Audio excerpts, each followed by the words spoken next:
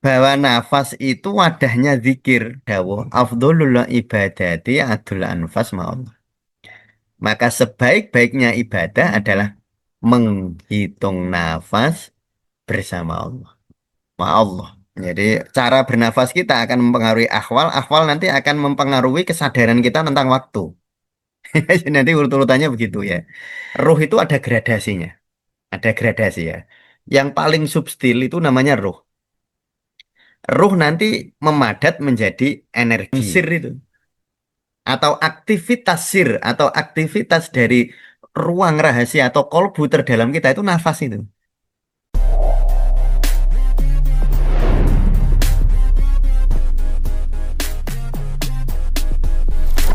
Assalamualaikum warahmatullahi wabarakatuh. Ya, bismillahirrahmanirrahim. Alhamdulillahirabbil alamin. Allahumma shalli wa sallim ala sayyidina Muhammadin wa ala alihi wa sahbihi ajmain amma ba'd. Baik, teman-teman sekalian, kita akan melanjutkan ngalah ya, ngaji Risalah Qusairiyah. Ngaji Risalatul Qusairiyah ya. Ada sebuah kitab namanya Risalah Qusairiyah yang berisi tentang terminologi-terminologi di dalam dunia tasawuf. Ya, insya Allah setiap Kamis kita akan belajar membaca Ar-Risalatul Qusairiyah. Sudah di beberapa episode yang lalu kita sudah membahas tentang makrifat, tentang rezeki, dan kita sudah di episode seminggu yang lalu, tepat seminggu yang lalu, kita membahas tentang nafas, tapi belum selesai. Nanti kita akan selesaikan, akan kita lanjutkan pembahasan kita tentang nafas. Ya, di episode yang lalu saya ringkas ya, Imam Qushairi ya ngendikan ya, memberi semacam penjelasan, deskripsi tentang nafas an-nafasu ya. Beliau menyampaikan an-nafasu tarwihul qulubi. Nafas adalah hembusan di dalam kolbu atau tarwih itu bisa disebut sebagai yang membuatkan sesuatu itu istirahat atau longgar atau rileks ya. Itu namanya tarwihul qulubi. Artinya nafas bermanfaat untuk jantung ya. Kemarin sudah saya jelaskan. Bila ta'ifil ghuyubi dengan kelembutan-kelembutan kegaiban ya. Itu kemarin kita sudah jelas. Jika teman-teman ingin mendalaminya tentang apa terminologi nafas ini bisa juga menonton eh, di bacaan kitab di episode ngalah di Kamis yang lalu. Ya, sekarang kita akan lanjutkan ya. Imam Qushairi berkata, wasohibul anfasi. Ya. Dan mereka-mereka yang memiliki nafas, artinya mereka yang bernafas dengan benar ya, ahli nafas lah. Ya, wasohibul anfasi dan mereka ahli-ahli nafas. Arko itu derajatnya lebih tinggi, ya, arko derajatnya lebih tinggi. Wa asfa dan lebih jernih min sohibil ahwali daripada pemilik-pemilik ahwal atau keadaan. Jadi maksud saya begini, ya nanti kita akan menjelaskan lebih lebih dalam ya. Ahwal itu dinamika batin. Jadi ada istilah akmal. Akmal itu kalau teman-teman ibadah secara lahiriah, itu lahiriahnya itu namanya amal. Tetapi ketika beribadah kan ada suasana batin, ada suasana eh, kekhusyuan, ada suasana ketadoruan ya, kerendah hatian dan sebagainya itu disebut ahwal. Jadi ada akmal, ada ahwal ya. Nah, mereka-mereka yang ahli di dalam ya atau bernafas dengan benar yang memang ahli bernafas itu dia lebih tinggi dan lebih jernih daripada sohibil ahwal. Sebenarnya begini maksudnya ya. Jadi ahwal itu sangat ditentukan oleh anfas, oleh nafas. Maka di tasawuf Indonesia kita selalu bilang bahwa nafas itu wadahnya zikir. Ahwal itu kan salah satu produk ya salah satu hasil dari zikir itu munculnya akhwal, itu salah satunya. Nah, akhwal ini di dalam Risalatul Qusairiyah disebutkan bahwa sohibul anfasi arqa wa asfa min sohibil akhwal. Bahwa mereka yang bernafas dengan benar, ya teman-teman nanti bisa melihat zikir nafas di channel ini juga di playlist ngatasi atau di playlist napas, dan teman-teman bisa melihat eh, kita cukup serius untuk apa belajar tentang nafas ini. Kita sangat serius sehingga banyak sekali apa namanya pembicaraan-pembicaraan atau podcast-podcast tentang nafas di channel ini. Nah, khusus untuk ngalah ini kita membahasnya, kita cari di dalam kitab-kitab yang populer sehingga kita memahami ternyata nafas itu di dalam dunia tasawuf itu memang sangat berharga. Wasohibul anfasi, mereka yang memiliki nafas itu lebih jernih dan lebih tinggi min sohibil akhwal. Maksudnya orang yang eh, bernafas dengan benar itu nanti akan mempengaruhi akhwalnya. Jadi akhwal itu di bawahnya anfas, ya, maksudnya begitu ya. Jadi anfas akan mempengaruhi akhwal. Nah, akhwal itu suasana batin. Sehingga nanti teman-teman kalau belajar nafas dengan benar, maka zikirnya akan lebih efektif, lebih efisien. Makanya disebut nafas adalah wadahnya zikir. Di dalam apa yang sudah sering mendengar channel ini, saya kira tidak asing dengan perkataan dari kami ya, bahwa nafas adanya wadahnya zikir. Fakana sohibul wakti. Nah, ada sohibul wakti. Sohibul wakti itu orang yang terpaku pada waktu. Ya, orang yang berada di dalam hukum, di dalam ruang waktu, itu namanya sohibul wakti. Ya, ini biar teman-teman nanti memahami itu ya. Sebab kalau eh, dipahami menurut apa kalimah per kalimah nanti akan sulit ya. Nah, sehingga perlu dijelaskan sehingga teman-teman bisa melihat konteks yang lebih luas ya. Fakana maka ada sohibul wakti, mereka yang pemilik waktu atau mereka yang berada di dalam dunia hukum hukum ruang waktu, mubtadan itu pertama. Nah, artinya level pertama. Ya, level pertama. Lalu wasohibul anfasi itu muntaha. Lah nafas itu puncaknya. Jadi mereka yang memiliki yang terkungkung di dalam ruang waktu itu dasar. Yang paling tinggi anfas. Wasohibul ahwali bainahuma. Sedangkan mereka yang memiliki ahwal atau mereka yang merasakan ahwal, ahwal itu tadi apa? Dinamika batin. Bainahuma di antara keduanya. Jadi yang mubtada itu waktu, yang muntaha itu nafas. Di antara waktu dan nafas itu ada akhwal, ya. Makanya nanti saya buatkan di sini ini teman-teman ya. Saya buatkan mind map ya. Ada sohibul wakat ya, mereka yang memiliki waktu. Ini awalnya, lalu akhirnya adalah sohibul anfas, mereka yang bernafas dengan benar. Di tengah-tengah ini sohibul ahwal. Jadi ini nanti akan mempengaruhi ini. Jadi cara bernafas kita akan mempengaruhi akhwal, akhwal nanti akan mempengaruhi kesadaran kita tentang waktu. Nanti urut-urutannya begitu ya. Ya baik, jadi saya ulangi lagi, nafas akan mempengaruhi akhwal, akhwal akan mempengaruhi waktu. Jadi derajatnya yang paling tinggi itu anfas, karena ini yang paling mempengaruhi ya. Cuma nanti perlu teman-teman pahami bahwa nafas kalau di dalam konsep tasawuf itu bukan hanya sekedar inhalasi eksalasi loh ya. Bukan hanya sekedar tarikan hembusan nafas, bukan hanya itu. Kalau itu sangat fisik. Nah, nanti makanya nanti ada nafas itu harus dimaknani secara lebih dalam. Ya. Ini ya, jadi itu tadi kata-kata Imam Qushairi ya. Pemilik waktu adalah awalnya, Pemilik nafas adalah akhirnya, artinya puncaknya, muntaha.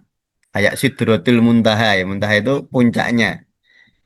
Sedangkan pemilik akhwal adalah pertengahannya ya. Jadi apa yang paling bawah itu sohibul waktu, sohibul wakti, lalu di atasnya sohibul akhwal, lalu di atasnya sohibul anfas. Nah ini yang paling mempengaruhi ini anfas ini, nafas ini.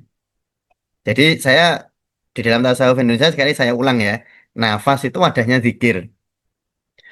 Maka melatih pernafasan itu sangat bagus untuk apa generate itu untuk mempercepat prosesnya di dalam agar kita lebih cepat mendapatkan ahwal. Itu salah satunya yang sangat penting, paling urgent adalah nafas. Nah, sekarang fal ahwalu, maka ahwal tadi ingat ya, ahwal itu dinamika batin, dinamika psikologis lah.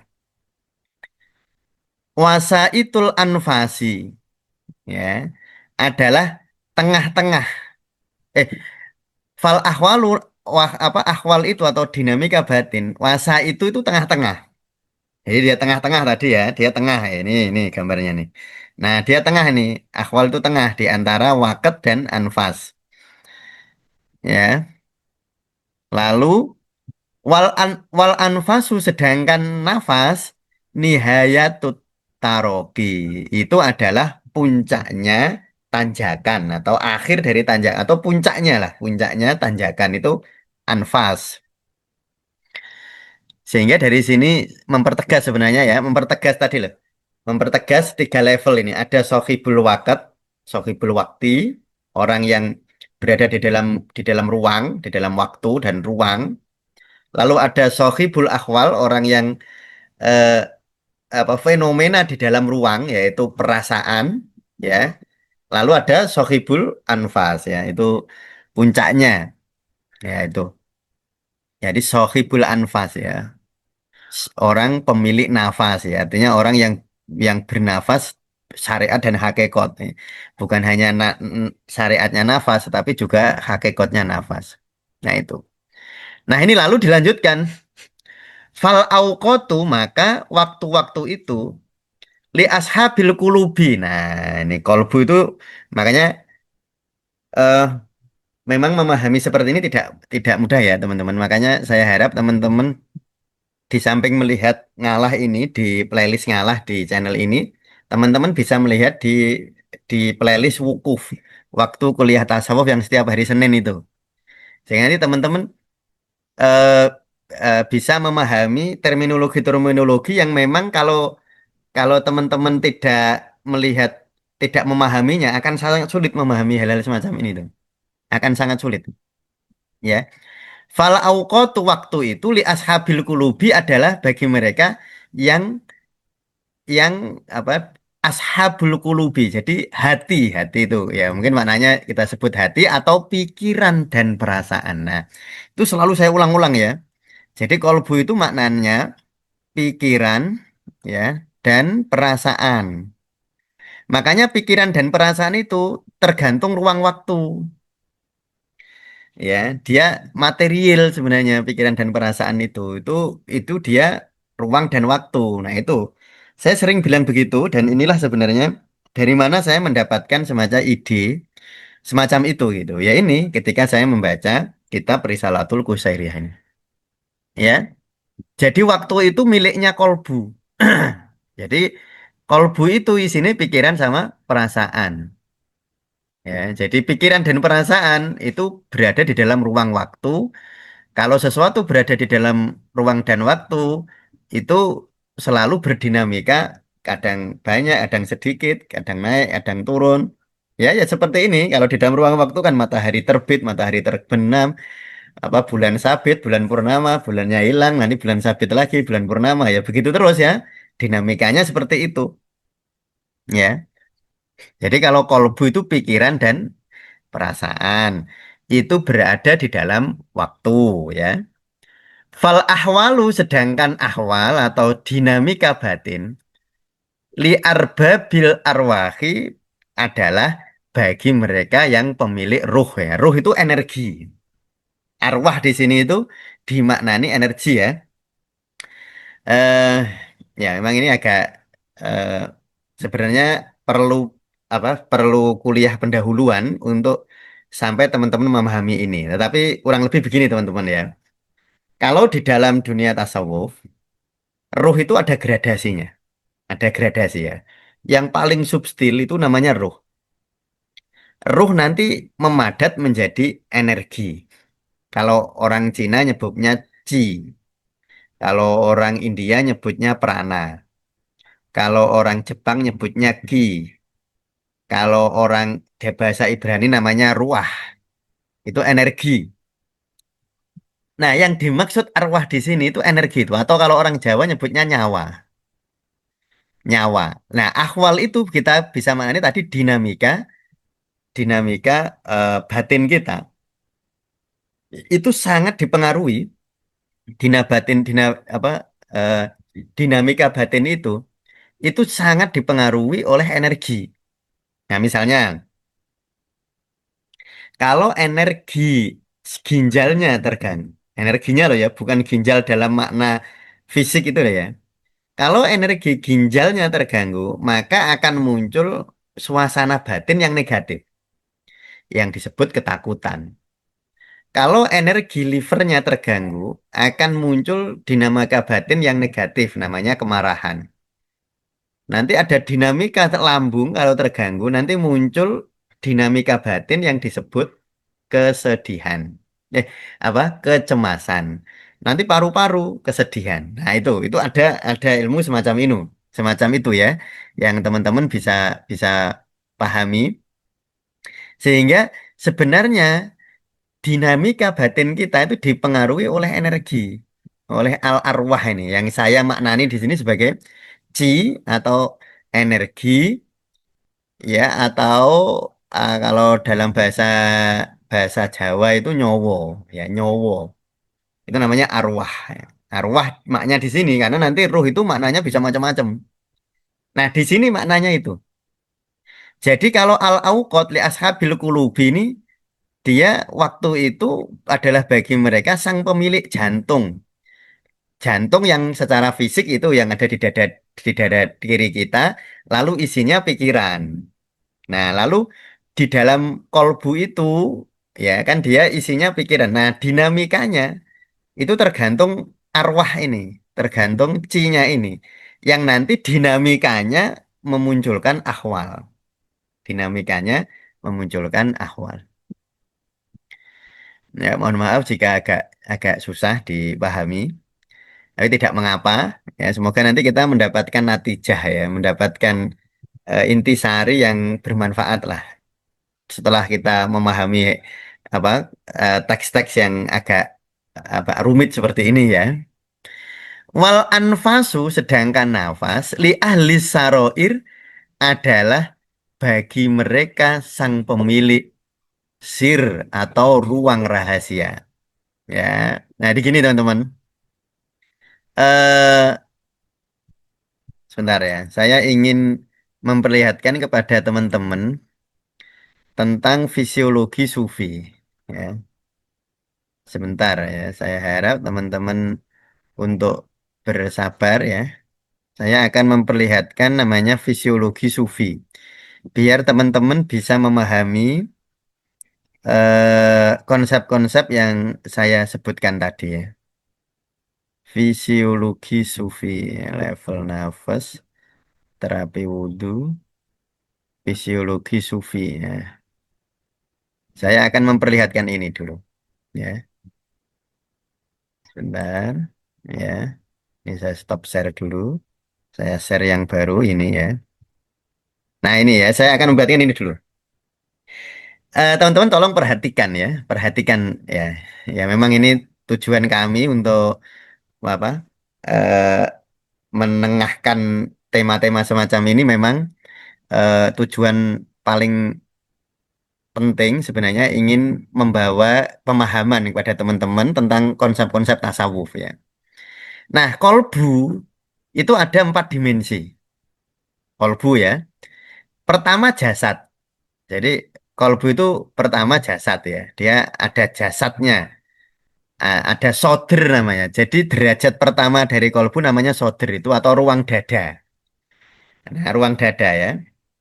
Nah, ruang dada itu tempatnya jantung. Lalu yang kedua, yang lebih dalam dari ruang dada itu kolbu namanya jantung.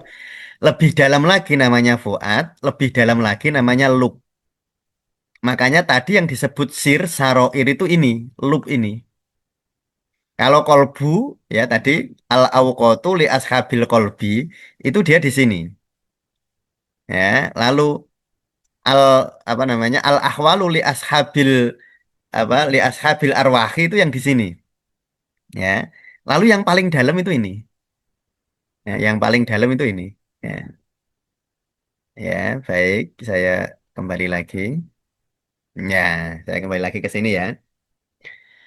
Sehingga eh, teman-teman tadi sudah saya sampaikan ya bahwa derajat ini ya derajat kolbu itu ada soder itu ruang dada.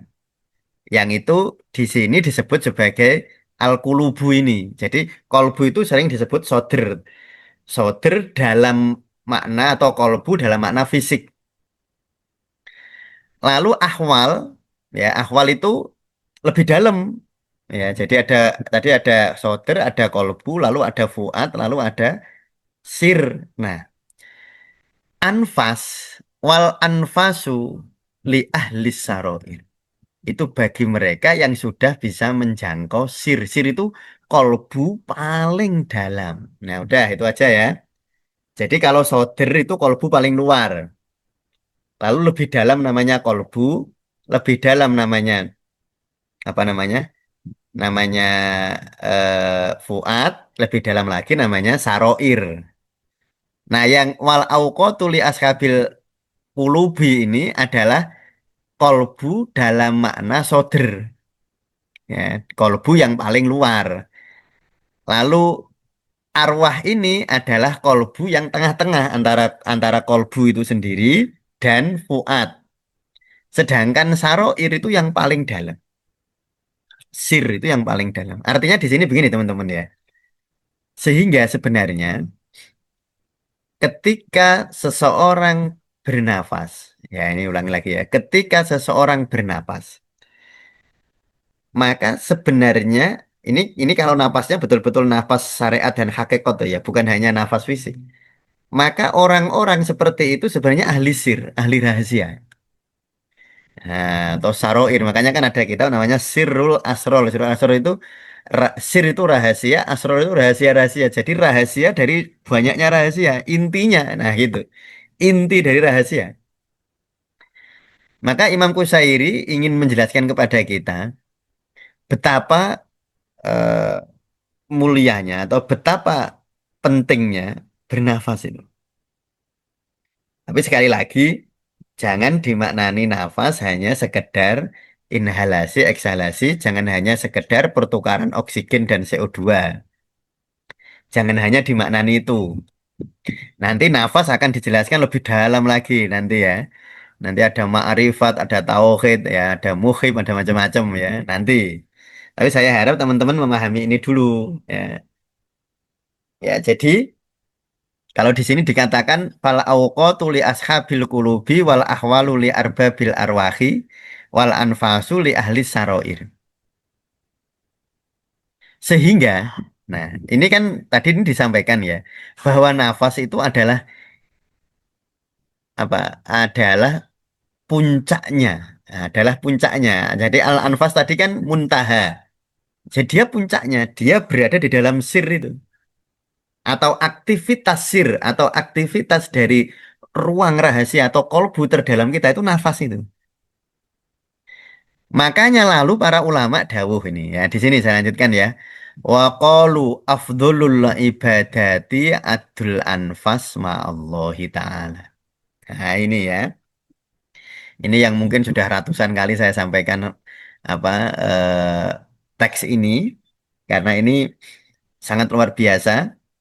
Ini akan menjadi landasan bagi kita mengapa kita harus berlatih nafas ya. Dari nafas secara zuhiriyah dulu lah. Kita latih nafas, kita lambatkan nafas karena semakin lambat kita semakin sadar nafas itu ya. Kita lambatkan nafas, nanti akan membuat denyut jantung kita menjadi lebih nyaman. Sehingga waktu kita masuk ke ruang zikir, maka akan zikir itu akan wadahnya akan sangat bagus sehingga zikirnya nggak tumpah-tumpah karena wadahnya bagus. Jadi saya selalu mengatakan bahwa nafas adalah wadahnya zikir. Ya, nafas adalah wadahnya zikir. Kalau orang bernafas dengan benar, maka insya Allah zikirnya nanti sampai ke sir. Bisa sampai ke sir ini. Sir itu tadi ya, jadi sir itu kolbu terdalam. Jadi ada istilah soder, ada istilah kolbu, ada istilah fuad, ada istilah soder. Ada istilah sir ya. Itu sir itu kolbu paling dalam.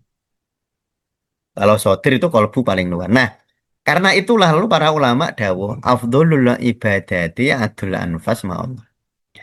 Maka sebaik-baiknya ibadah adalah menghitung nafas bersama Allah.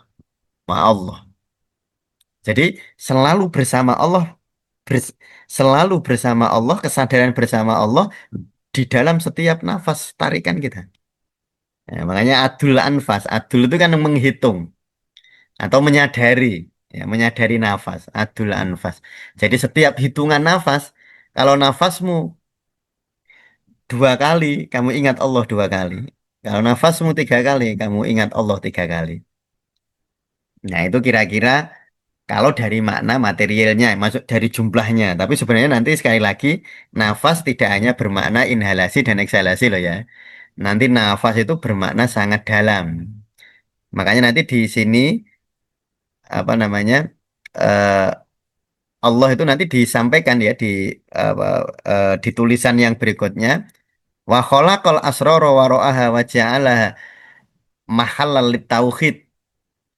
Makanya karena di dalam sir itu, di dalam rahasia ini kan ada asror, asror ya. Asror itu atau saroir.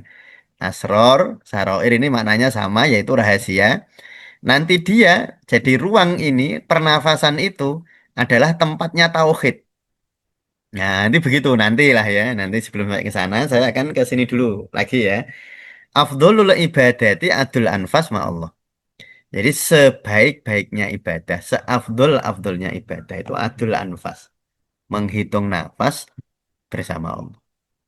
Ini mengapa demikian? Karena ini tadi, nafas adalah muntaha, adalah dia puncaknya. Jadi ada ruang, namanya ruang soder. Nah, ruang soder itu isinya waktu, kesadaran waktu. Ada ruang kolbu atau ruang fuad tadi, ya isinya akhwal. Ya, lalu ada ruang sir atau lub, isinya nafas. Isinya nafas. Jadi ketika seseorang nafas dengan bagus, maka dia akan mempengaruhi akhwalnya. Jadi kira-kira begini teman-teman ya, kira-kira nih. Ya, sambil kita menunggu penjelasan yang berikutnya, tapi saya ingin memberikan apa sedikit gambaran, ringkasan. Jadi kira-kira begini, ketika orang bernafas dengan benar, maka suasana batinnya akan benar. Ya, anfas nanti dia akan mempengaruhi akhwal.